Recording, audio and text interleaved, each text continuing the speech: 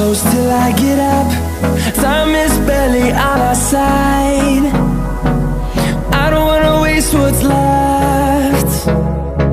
The storms we chase are leading us, and love is all we'll ever trust.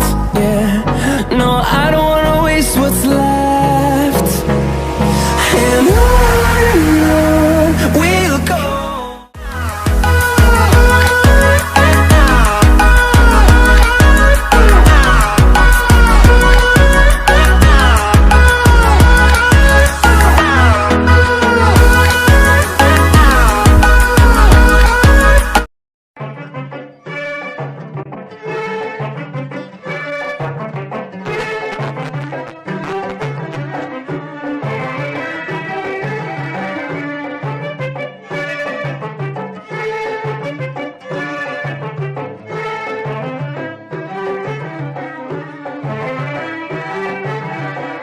barqadi ninkii baar fariisto beeniyo sheeka baafinayo barqadi ninkii baar fariisto Example 1 motion within motion of practice. Example 1 to start first equation of motion and first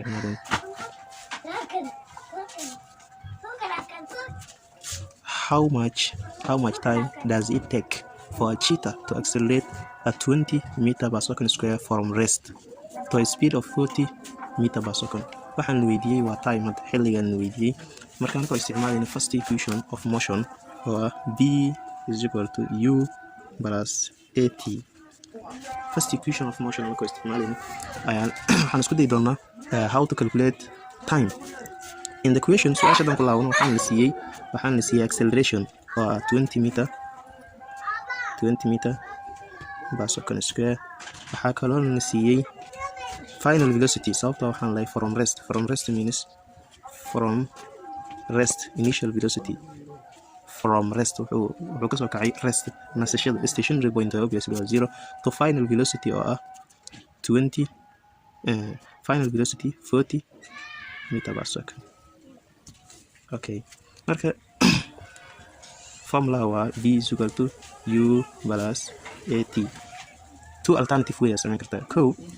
One waxaa samayn kartaa derivation of the formula. Qaacidada soo derive gareynaysa. Sidee soo derive gareynaa? V is equal to u plus at. U halkan soo mari. V minus u is equal to at all over a.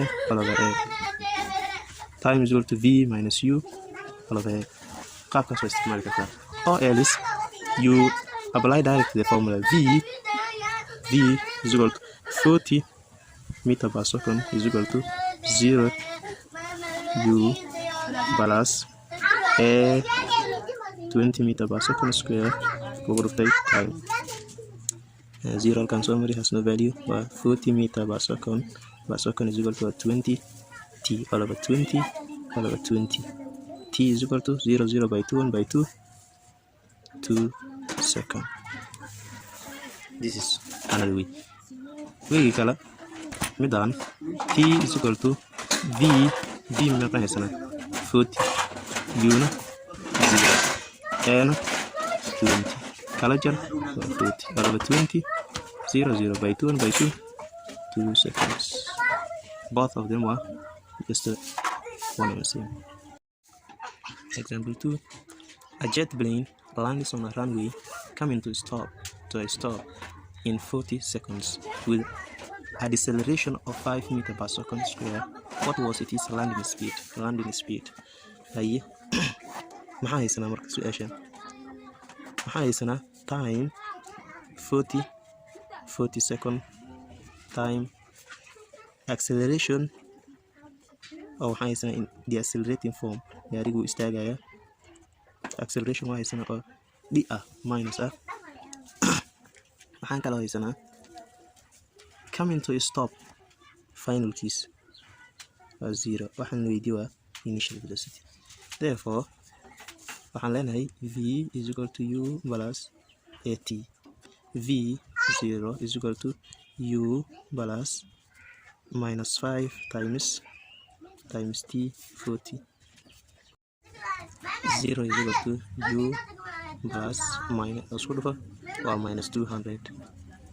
0 is equal to u plus minus or minus 200. Halkan soo mari u is equal to 200 is equal to u, which is equal to 200 meter per second.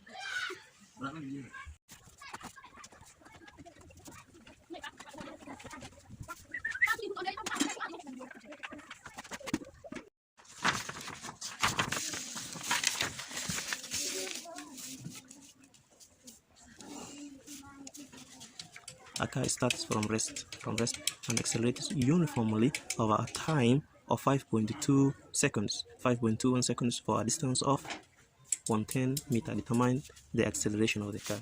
Okay, and below solution. su-aasha maxaa la siiyey. A car starts from rest gaari ayaa wuxuu kasoo kacay rest stationary point. Rest means initial. His stationary point was 0 from rest and accelerates uniformly over time t 5.21 second for a distance s is equal to 110 meter. Determine the acceleration of the car. Okay, distance waxaa lagu helaa initial velocity time lagu dhuftay plus a half t square. Waxaan haysanaa s 110 meter, u 0, t 5.21 plus a half a 5.21 square. 110 is equal to 5.21 square. Okay, scientific calculator mesti lakin nicleyga is isticmaalaa 5.21 times 5.21 waa a half a 27.1 school of mark 110 is equal to 27.1 over 2 a times 2 yeah, so 220 is equal to 27.1 a all over 27.1 a is equal to 220 loo qeybiye 8.1 meter per second square.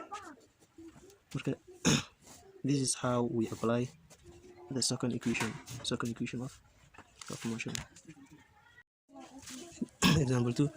A car starts from rest and accelerates at 9.54 meter per second square for 6.5 seconds. What is the distance? Waxaan la weydiiyay the distance s. A car starts from rest. Initial from rest was 0 and acceleration a 9.54 meter per second square for time 6.5 seconds. What is the distance s? Waxaan ognahay in lagu helayo distance ut plus a half a t square. S is equal to u waxaan haystaa 0 times t 6.5 plus a half a 9.54 times t square 6.5 square. Now s is equal to square 6.5 times 6.5 a half ku dhufo waa 9.24 all over 2 times 42.25 isku dhuf times labadan isku dhuf 9.54 s is equal to 403.065 all over 2 halkan uu kiimaya half loo qeybiye 201 meter. Waxaan la weydiiyay waa distance, that is why unit is u yahay meter.